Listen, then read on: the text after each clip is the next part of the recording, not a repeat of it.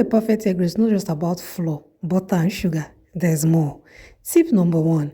Don't add too much water to your dough. When making your egg roll or when mixing your dough, adding too much water is trouble number 1. At the time you put your egg roll into the oil, the egg will just separate from the dough. Your dough should be this firm so that you can separate it into different portions and you can roll in your egg easily. And even after rolling your egg and you go on to fry, it won't separate from your dough. Tip number 2. If possible, weigh your dough or divide your dough into different portions in relation to the number of eggs that you'll be using. It is important that you weigh your dough. Some of you will tell me, I do not have a weighing scale. What do I do? In that case, no problem. All you need to do is that you divide your dough into different portions. But if you are going on to weigh your dough, I will advise between 80 to 100 grams per dough. If you are going for normal size egg roll, 100 grams. If you want your egg roll to be a bit small, 80 grams. But if you do not have a weighing scale, just divide your dough into various portions in relation with your egg. If you are using 10 eggs, 10 portions, 20 eggs, 20 portions. Tip number 3, cut out excess dough, especially when you didn't weigh your dough. In the case that you did not weigh your dough, you just divided your dough into various portions and you weighed with your eyes, that would definitely not be accurate. So what you have to do is that after rolling in your egg into your dough, what you will do, like as I did in this case, you roll in your eggs and you cut out the excess dough.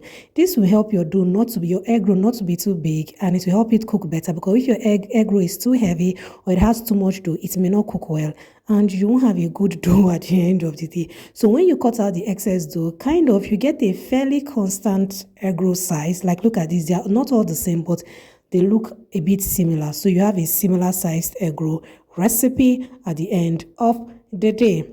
Tip number 4, you must deep fry. In fact, I had to bleep this thing because I want it to really sink in. Egg roll recipe is not what you fry in a fry pan. You need a deep pot or a deep fry pan to fry your egg roll. If not, the kind of egg roll you will get will absorb excess oil and it won't cook properly. Now, you should use a pot and the oil should go at least half or close to half of your pot. Then you add in your egg roll. When you are adding in your egg roll, it may not cover when you add in the first one, but when you add in your multiple egg roll, the egg roll will displace the oil and the oil will definitely cover all your egg roll and it will fry properly. When you do not deep fry, in fact, the egg roll will absorb the little oil you are trying to manage and it will not even cook well. So it will just be a total disaster. You must deep fry when you are frying so that you get the perfect egg roll at the end of the day. Tip number 5, use a deep pot, fry in batches and use pot size that can take each batch at a time conveniently. This is very important. If you are going for 50, 60, 30 egg roll and you do not have so much oil, maybe you have 1 liter of oil, use a small pot that can take 5 batches at a time or 10 batches. In this case, I use a small pot that can take just 5 egg roll at a time. With this, I can go for 20. If I'm going for 20 pieces of egg roll, I will fry 4 times and my oil will be enough. Since I'm deep frying, the egg roll will not absorb excess oil and it will come out fine. The final and most important tip, fry on medium heat. In fact, this used to be my challenge when I started learning how to make egg roll, because I was thinking of how should the oil be hot when I want to fry my egg roll. The oil should be on medium heat. If you do not fry at the accurate temperature, this is what will happen. Your egg roll will either absorb excess oil, and if it is too hot, your egg roll will fry on the outside or get too brown on the outside. The inside will be raw. That's when people bite your egg, they'll be feeling raw dough on the inside, which is very, very disgusting.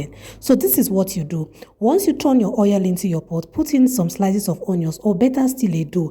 I prefer a dough since I'm frying a dough. Then when the dough is bubbling slightly, go on now to add in your egg roll into the oil. What this will do is that you make sure that your egg roll is at the accurate temperature.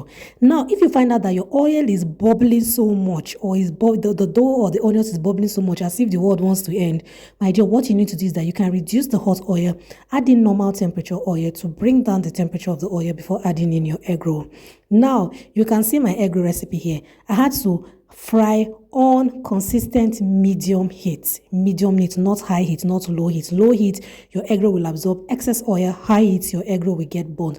Consistently low heat. If you notice that your heat has become too high, your oil is getting too heated, just reduce the heat or add in more oil. Now I'm done frying my egg roll. You can see how they look. They are light. Let's find out if they are properly cooked. Trying these tips I just taught you. You can see the egg roll is evenly brown. You don't have a part looking whitish because I use a pot that is fitted so everything browned evenly. And let's check if it is properly cooked on the inside. Because I consistently did fry on medium heat. Check out this egg roll recipe now. You must have check out. You can see it cooked so well on the inside. You do not have raw dough. Everything is properly nice. So if you try these tips I just taught you, come on, your egg roll recipe will always come out being top notch. Thank you so much for stopping by Debbie's Kitchen. Do like, share, and subscribe, and see you next time for more tips like this. Bye bye. Good to have you here. See you next time.